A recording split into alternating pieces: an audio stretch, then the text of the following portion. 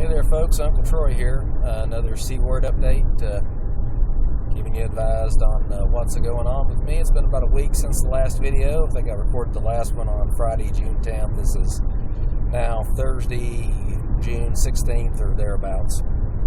I'm going to try to get this one up before the weekend, but we shall see. Since I spoke to you last, I've had about 2 or 3 more radiation treatments and got to see the doctor. I saw the doctor actually on a completely different day than I thought I would, which completely threw me off. So the good news is that I'm taking the radiation treatments well. I'm not getting any of the dryness or irritation or surface burns that they were worried about. The bad news is that it's not having any effect yet, but that was to be expected. We've only had a few treatments so far. We're scheduled to have at least 10, maybe 15, maybe more. More on the bad news side is that she has brought up the possibility that if I was to start taking chemotherapy again, the radiation would be more effective, would have a bigger impact faster. If only I went back to the old chemotherapy doctor and had more chemotherapy. Which, as you can tell from the tone of my voice and the look on my face, I'm really looking forward to that. But she brought that up as a possibility, and, just something for me to think about, so I'm thinking. Not thinking real hard about it. I knew that was coming, and it still scared me. Big dip there at the ditch or at the bridge we just passed, which you can't see, so I'm not sure why I'm trying to. So, my girlfriend keeps complaining she gets motion sickness when she watches my videos.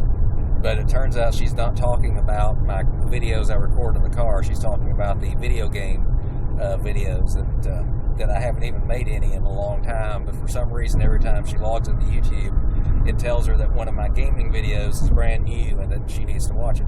So she tries to watch it and she gets sick because just doesn't like getting bounced around in the video games. Anyway, as we were saying, so chemotherapy is back in the picture, at least the possibility of chemotherapy. Also said I'm a bit anemic, and would I be up for a blood transfusion? And actually, I believe back when I was in the hospital for 8 days with my infected abscesses, they gave me a couple of units of B positive, and it really perked me up. It really made me feel a lot better. So if she decides that I am anemic and I do need blood, I'm up for that. And also, she was concerned about my diabetes. Actually, she wasn't overly concerned about my diabetes, but I let her talk me into giving blood for blood work, and the blood work came back, and my blood sugar was high. And that day, as I was getting ready to go in for my radiation treatment, her office called and basically says, "Oh, forget about the radiation treatment. Go check yourself into the hospital." Because my blood sugar was higher than was recommended, and at a certain point, doctors will tell you, go to the hospital.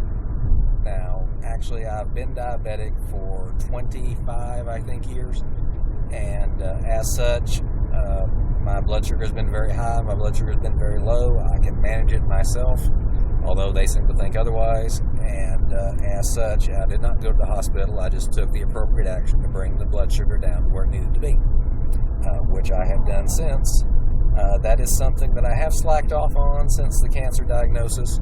The doctor I go to for my diabetic management actually told me, well, actually somebody who was filling in for her told me, we're not going to worry about your long-term blood sugars. We're not going to worry about strict management.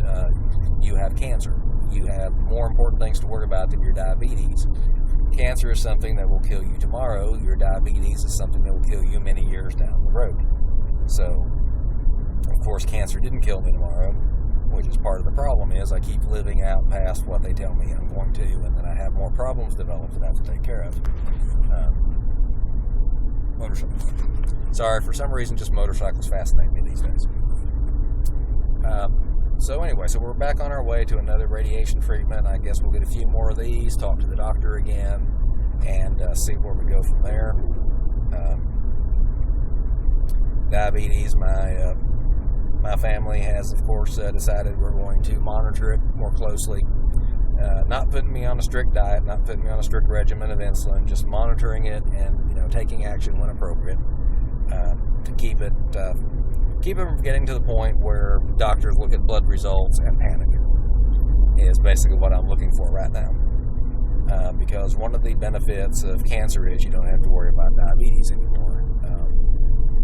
Okay, that's all the cancer updates. Now I'm going to rant a bit about diabetes. Back when I was about 18, 19, 20 years old, they discovered I had high blood pressure. And even though I was in pretty good shape, eating right, exercising, weighed about what I was supposed to, I still had high blood pressure. And so they started putting me on pills, and they had to try 2 or 3 different combinations of pills before they found something that would manage my high blood pressure, keep my hypertension in check. And but until that point, it was going to be, you could have a stroke at any time. You could have a heart attack at any time. This high blood pressure is damaging your blood vessels. It's damaging your brain. It's damaging your vital organs. This high blood pressure will kill you any time now. And, of course, they eventually got the combination of pills correct, 2 or 3 pills. Now, the problem was, back then, the insurance I had was through my employer. And being a young man, every few years I would change employers. Or the employer I had would change their agreement with whatever insurance company they could get coverage for their employees cheapest.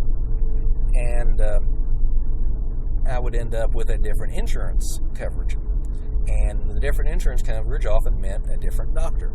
So I would go to a new doctor, and he would look at my chart, and he would say, why are you on 2 or 3 different blood pressure medicines when your blood pressure really isn't that bad? Let's take you off this, or let's change this, or let's drop this one drug, or drop the dosage on this. And of course they would, and my blood pressure would be higher the next time he spoke to me. So he said, that's different. Let's drop this medication. Let's add this one.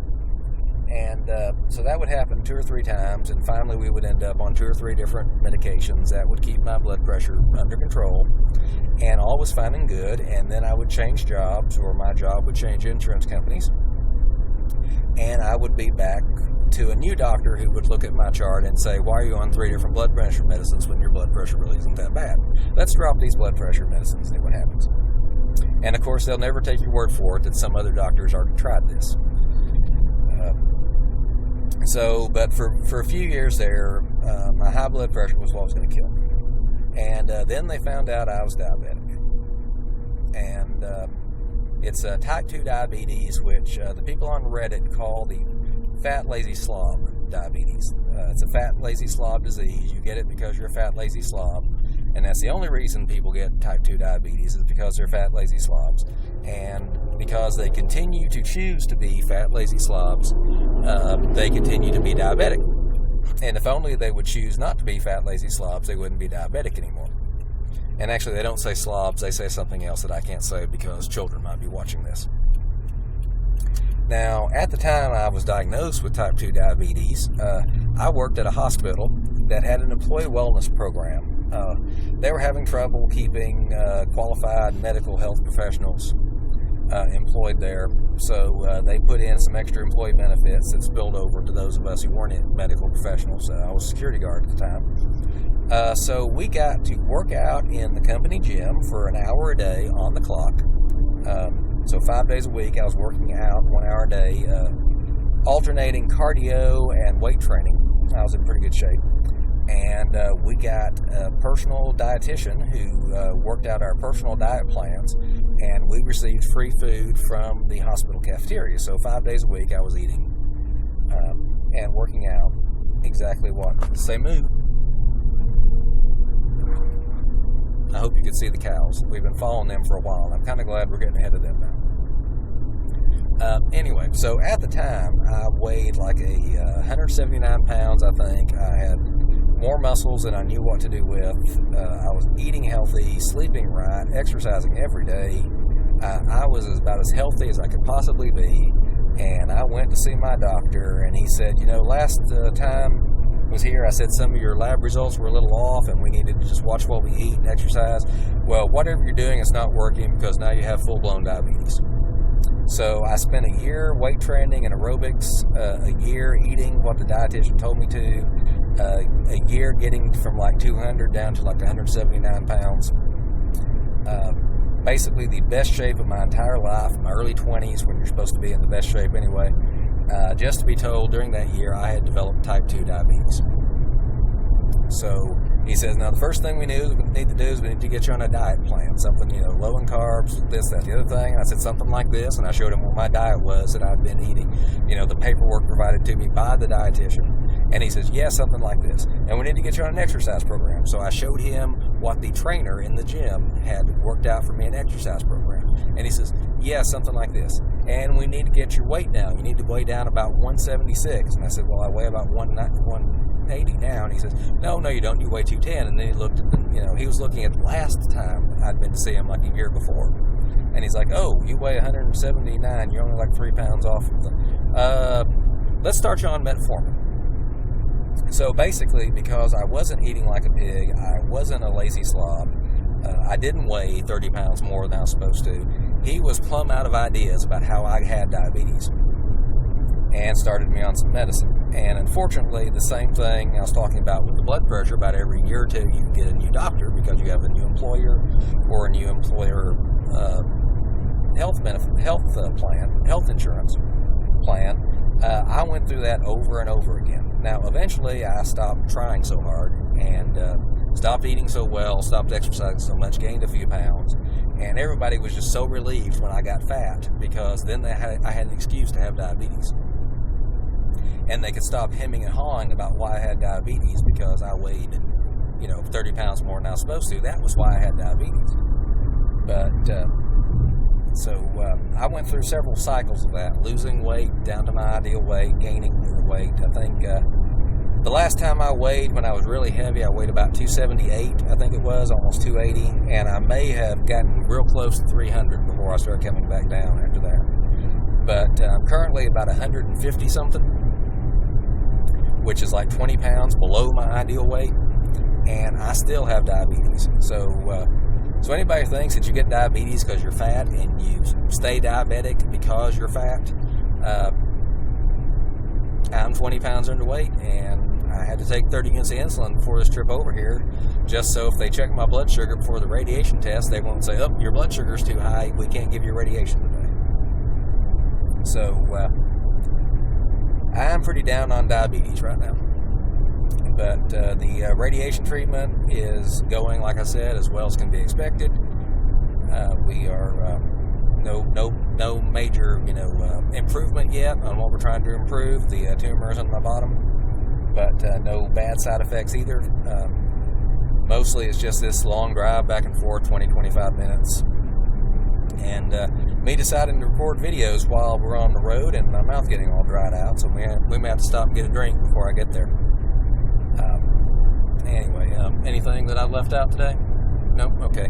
My driver, who is not part of this video, just shook his head and said, no, I've covered everything. So this is Uncle Troy signing out. Please have a good night. And stop. And stop.